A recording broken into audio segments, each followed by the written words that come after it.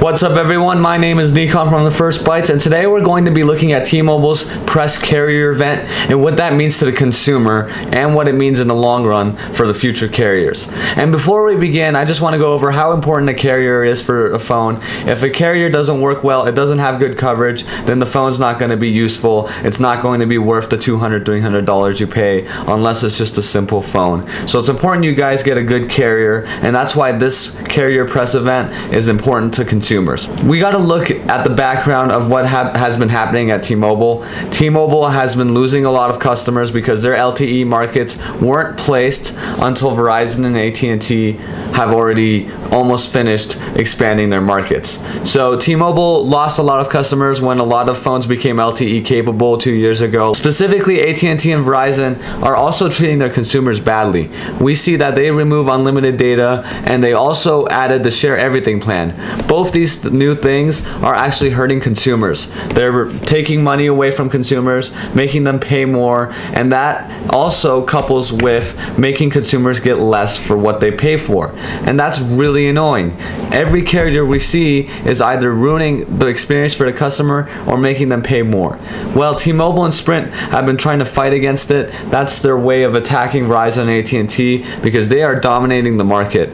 Clearly, AT&T is trying to be a monopoly. They try to take T-Mobile so they could just hike up prices with Verizon. I'm glad the FCC stopped that because now T-Mobile is making a big impact. So we've seen Sprint release their announcement about how you can have lifetime data, unlimited data, talk, text, and web if you sign up now for only $70 a month. So we see Sprint trying to attack with the price point and keeping unlimited data, but T-Mobile's also attacking with unlimited data and something differently. We realize that T-Mobile's also removing the 2-year contracts you normally see with smartphones. Instead, they're just allowing you to pay on a month-to-month basis without raising the prices on those month-to-month plans. We see that with Verizon and AT&T, they make you pay more month to month, but T-Mobile's keeping it the same and removing the contracts. That's a great thing. We saw that on March 26th, and now we see on July 10th that T-Mobile isn't stopping here. We thought that was the event for the year, but T-Mobile clearly has more plans,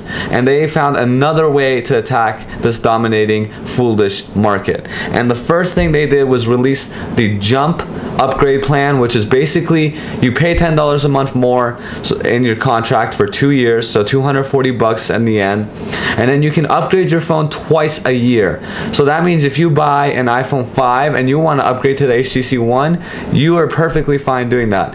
All you have to do is just pay the down payments and then trade in the old phone you had. So T-Mobile's looking ahead to make sure no one just sells the old phone, because then T-Mobile's losing money and also the phone companies themselves are losing money. But that's still a great deal for people who want the latest and most advanced phone.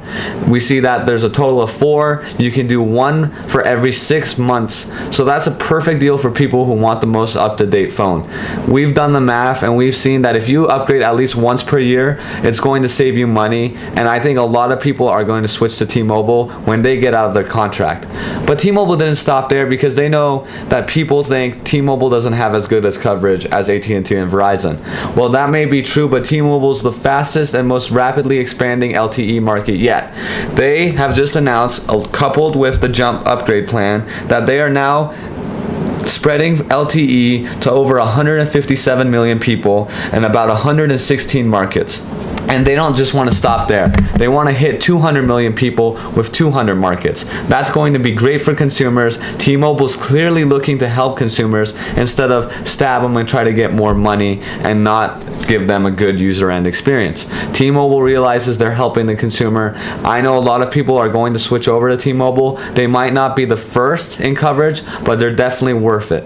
And their last announcement was just a quick, simple new plan. Basically, if you pay $100 per month, you get unlimited data, talk, and text for 4 people in your family.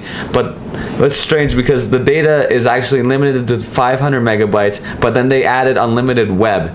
So I'm just going to say you can browse the websites unlimited, but then once you start using mail, fetching YouTube videos, the family members are going to start losing that 500 megabyte data cap. So that's up to 4 people, and it's still going to be a great deal for people who are not data heavy users. And that's just showing how T-Mobile is really trying to hit every demographic they can and try to appeal to every person. So T-Mobile's clearly working hard. Hopefully they do better in the future. I foresee them doing better in the future and becoming a really dominant market. So it's not just going to be AT&T and Verizon, which is a good thing, because I know after my contract's done, I'm definitely looking at T-Mobile and what they're bringing. I've never really been excited about carrier events, but it seems like T-Mobile's bringing it back to what it should be. And so far, guys, if you haven't subscribed, please subscribe. If not, please visit www.thefirstbytes.com and look at our articles there. We're updating every day. And again, thank you, and remember to have a great day.